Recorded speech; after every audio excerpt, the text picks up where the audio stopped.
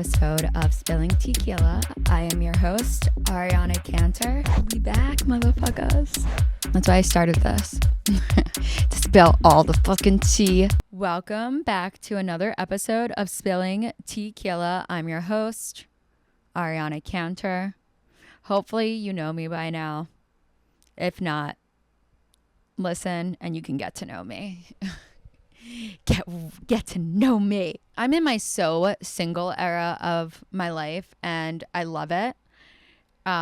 Because it's not like I have all these, but I have a bunch of great people that I want to date and I'm like, no, I want to be single. I am single because there's not a bunch of great people to date and I am making the most of it. So yes, I love it. It's like I have this time to just fully dial in on myself and not have to worry about anyone but me, which is fucking great.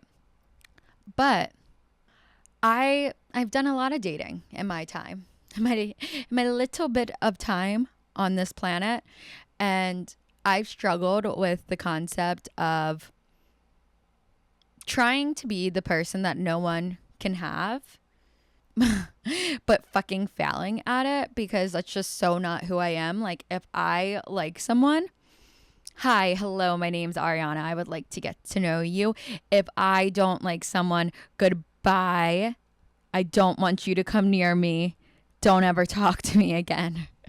It goes simply one or two ways. So it's not like I just want to go and date everyone because there's a lot of annoying people who piss me off. And I'm not desperate for a connection, but I find myself at this crossroad when I do like someone or I'm interested in getting to know someone. I don't like them yet because I don't know them well enough. And I feel that if I am just simply myself, like I just answer a text message at a reasonable pace, I'm not too busy to hang out. I am showing that I'm a little interested, that's too much. that scares people away. So I don't give off too much in the beginning, which I think is healthy too, to get to know someone. But I think there's a fine fucking line. I've been so hard on myself so many times for wearing my heart on my sleeve. I think that caused more hardship and more chaos in my mind than anything. The topic of today is why being the person that no one can have is not ideal. It's just not ideal. It's a mind. You put so much more work into trying to not have feelings and trying to be hard to get than just wearing your feelings on your sleeve. Now, I say this with a certain context to everything I say because I am not the girl that goes out and is like, oh my God, I like you right away. I just know if there's something in someone that like I want to get to know more. I do not think it's healthy to not get to know someone and be in love with them. I think that's very unhealthy and that causes a lot of hardship and insecurities and confusion and toxic relationships. But I don't think it's healthy also to have to play these mind games. I really don't. I think there's a certain balance of just quite literally being yourself. You can literally just be yourself in a situation and it should be received well. I think that over time, I've had to process this in so many different ways and figure out what was bothering me, what wasn't bothering me, and how I can make it better for like the long run instead of just trying to play hard to get in the moment like we're told to do. Because I've done that. And then I've played hard to get and I've got people that I quite literally did not even want. I play hard to get for 3 months, 6 months, whatever the time being is. And then I have that person one like wrapped around my finger and I'm like, wait, I'm seeing things I don't like. And I'm like, abort mission. How the fuck do I get out of this situation? but I'm in so deep already. And now I need to go through like a semi little breakup, uncomfortable feelings, and run the fuck away. And now I'm probably going to shelter myself even more because my dating technique that I just tried landed me the person I thought I wanted. And I didn't want that person. And that person probably doesn't even fully want me if I don't feel we're connecting on that level. They just want what they can't have. So do you want to ask your ego this? Does your ego want to have any person that you have a little bit of interest in all about you with mind games? Or is it okay if not everyone's interested in you, but then you can simply find out like the people that are genuinely interested in you and you're interested in? Like could that be a possibility that not everyone's going to be interested in you, but then that narrows it down to the people that are? And if you're interested in those people too, then maybe you guys have a connection. I don't know. That I think our egos can fucking handle that. We just have to calm them down and express that to them kindly because they're so sensitive. You waste so much time with the mind games and you get caught up in situations you don't even want to be in. Now, I do know there are specific people in this world that I've come into counter with where I'm not sure that they actually want a genuine connection. This episode is not for you. This episode is not for the people that like actually enjoy being toxic and like need everyone to like them to fuel their ego. We don't relate. I don't relate with those people. I never have. I never will. And now I finally can admit that confidently. If you're one of those people listening to this, you probably hate me and what I'm saying. So go listen to a manipulative mind game podcast. I'm sure they exist. Or create one. Be the change you want to see. But it's just so tiring for me because I'm sure for you too.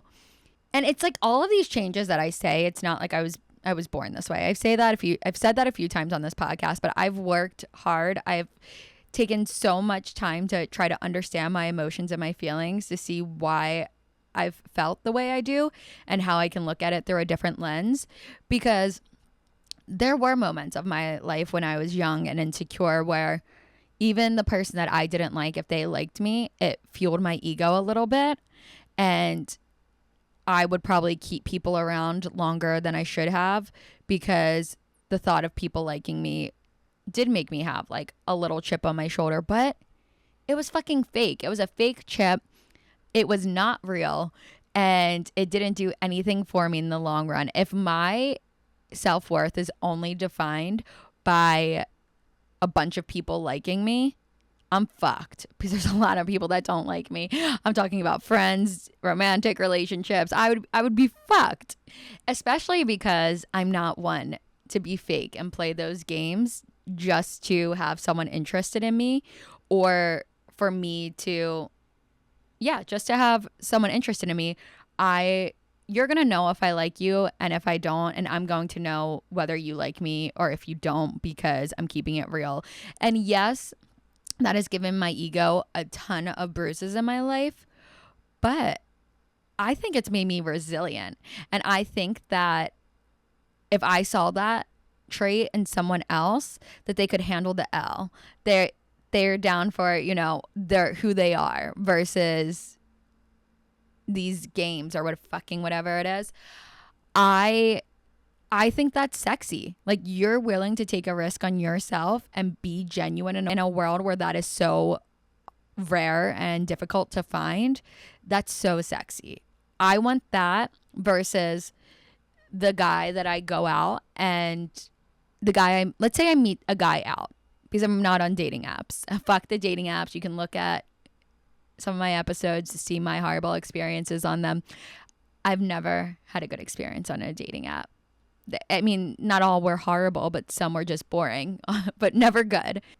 If I meet a guy out, and of course, when you first meet someone, they act super interested and we exchange numbers, and I am getting breadcrumbs from this man, whether we already have gone on a date, we've planned it. Like, if I think with a guy, if a guy takes initiative right away when you exchange numbers, like, hey, when are you free? Let's set something up. great. We don't need to talk until that date.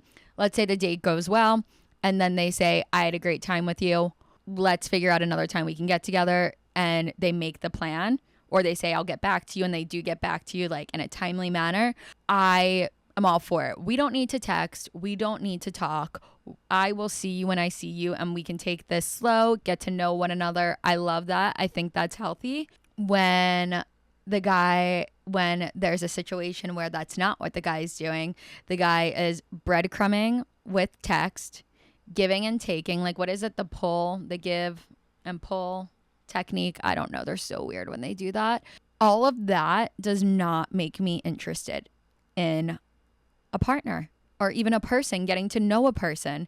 And I don't know why we skip the step so much of getting to know someone. Why do we have to go right into dating or not dating? Why do we have to get scared about our feelings, thinking, oh my God, they like me. Oh my God, they don't like me. We're getting to know you. Like we're getting to know each other.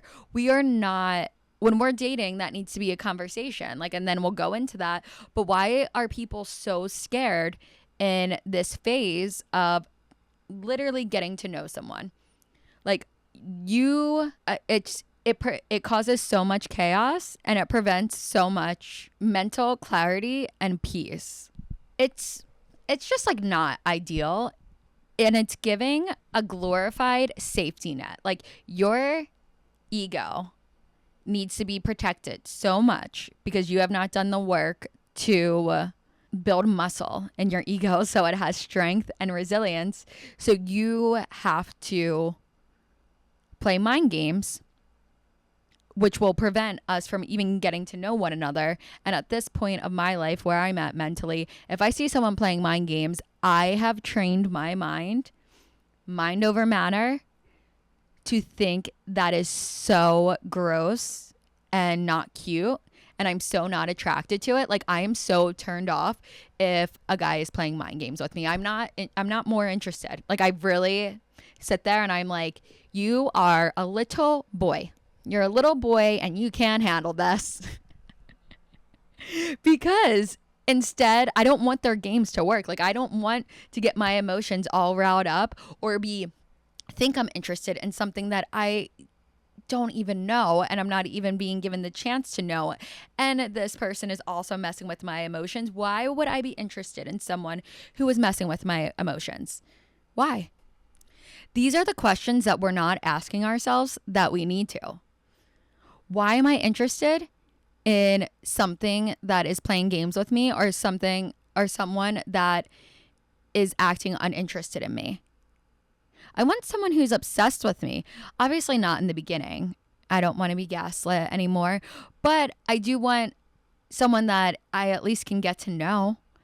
Because if someone doesn't have that level of confidence of the bare minimum of getting to know another person, then there's going to be so many other problems down the road that come with that. If you do pass the mind game test and you trap them in and whatever, or you sit there and allow your mind to get fucked with. And I honestly, a person that I would like to date is someone that can be straight up if they are uninterested. Don't keep me around if you're not interested in me. It can be that simple as, if you're interested, don't play mind games with me. And if you aren't interested, toss me to the fucking side so I can get back out there and not have my mind all fucking confused. Could you imagine a world where people actually thought that way? Okay, hi, I'm not interested. Goodbye. Hi, I'm interested. Let's get to know each other. I'm not going to fuck with your mind. We're overcompensating in so many ways that are so much more strategic and take so much more time and energy and take us away from being our genuine self, trying to protect ourselves. I think it's giving that we're losing the plot and that we're putting in so much more work in to act like we don't care when we do care, even if it's you care about your feelings getting hurt. Okay, that makes sense. I think I do too. I don't want my feelings hurt. That's why I'm saying fuck the mind games. But then you're hurting someone else's feelings. Why? Where Where the fuck is society? And with the day that I'm able to have a conversation with society and say, where did you come up with these rules and these thoughts, these norms, societal norms, and how the fuck do we take them down? That's going to be an empowering day for us all. I'm going to take a stand for the people and change these social norms because they're honestly fucked. We were trained so many different ways of thinking of what's normal, and all of it actually harms us. Is this like a plot twist? Like, am I getting punked? Where's Ashton Kutcher? Like, are we all getting punked? It's just not making sense. But if we all change our perspectives, and it doesn't have to just be my way of thinking. Like, I'm so open to hearing other ways of thinking because this shit intrigues me. Like, challenge me on something. Tell me if I'm thinking about it in a weird, wrong context. If it actually does make sense and I just can't fucking understand it, let me know because I want to know clearly. And then I want to talk about it. And I want to take it up with society. I think the much better option in life is to be yourself. If you like someone, you like something, don't play games with it. And if something is, or someone is playing games with you, don't entertain it. Because even if someone, okay, let's say someone is used to playing the games because of society, because of their past relationships, because they've been hurt, but they're actually a really good person. If you don't feed into the bullshit and you don't feed into the games, that person still does have a chance to like come correct and start over on a clean slate and recognize that like you're not one to put up with the bullshit, and they have a chance to be genuine. And you wouldn't have got that version of them if you played into their games. The only way you'll get that version of them is if you stand up for yourself. And let's say you stand up for yourself and this person ignores your feelings, whatever. You feel stupid. You're not stupid, because at least you're standing up for yourself instead of letting your mind get toyed with or toying with someone else's mind. That person who is toying with someone else's mind or having their mind toyed with, they're going to be on the more stupid side. Sorry, hate to say it, but that's my fucking opinion. There is, at least I haven't met a perfect person in this world that everyone wants. I've met a lot of narcissists or people playing games that need to be that person to fuel their ego, or they think they need to be, but I've never met any person, no matter how good they look, no matter what they do, that everyone wants them and they're genuine. Normally, the genuine people, the authentic people, are getting turned down. People don't want them. But it's because they're not being genuine. You have to find your match. You have to find another authentic person that works for you. Let's not overcomplicate things when life's already complicated. Let's start there, because I think that makes a lot of fucking sense. Honestly, with this topic, I do want people to feel weird for playing mind games and all of those things, because you don't look cool. I see right through what's going on. Who's been hurt here? It's honestly not even coming from a place of hurt. It's coming from a place of being annoyed that the dating scene fucking sucks. It sucks so bad. Like, I live in Philadelphia, and there's not even me attempting at this point in this city, because there's just really not much going on that I've experienced. Now, I've been out of the dating scene for a hot minute. I don't know if things have changed. I really doubt it, but I don't expect much. And I do expect much when it comes to dating. So it's not happening here. And I hear people talk about it all the time. When you look at like big celebrities, when you see people like, even when I think of a celebrity, I think of Emerada. She's so beautiful. She's so iconic. She's so successful. She seems really cool. Haven't met her, but her personality seems cool as fuck. And she's gone through her own dating obstacles. So why would we not have to go through them when we see some of the most successful, like beautiful people, cool, interesting personalities going through them. It can happen to anyone. You don't need everyone to like you for you to be a good person to date or for you to be sexy or you to be dateable. You're dateable simply because you want to date. If you want to go out and date people, you're dateable. No one can like take that away from you or not. Now, if you're going out and like you're being toxic and you're not healed and whatever the case is, like maybe you're not dateable then, but you still can be, and you're not going to be worthy of it by having all of these people want you. You're going to be worthy of it because you want to go out and date, and you want to go out and date someone. And then if you meet someone that wants to date you too, great. If you meet a few people and it doesn't work, great. If you meet people and it does, like, you know, it's not that deep as we make it out to be. And I do understand that we've all had our past experiences and we've all been hurt. I have been hurt very deeply before in relationships, and it is scary getting yourself back out there knowing that it could potentially happen again. But boundaries are a beautiful thing. Take what didn't work in your last relationship and figure out how you can set a boundary to protect yourself going forward. Don't make it a mind game situation to protect yourself, because then you're hurting someone else and you're really just putting yourself further back. Because eventually, if you want a healthy relationship, you're going to have to stop with the games and you're going to have to put yourself out there. And rejection builds resilience, baby. So the takeaways are: be genuine, put yourself out there, be caring with yourself and caring enough to not let your mind get fucked with. Don't fuck with other people's minds. And let's figure out where the genuine people are to date all together. And let's be the genuine person to date, because then that's making more of them out there. I know they exist. I see good relationships. I've experienced good relationships. They exist. That's another thing I really don't like too, is when people say like the good doesn't exist. No, it does. Just because you've been hurt doesn't mean that it doesn't exist. It does. We just can get hurt too. A million things can exist at once. But my voice is fucking tired. I've heard enough of myself today.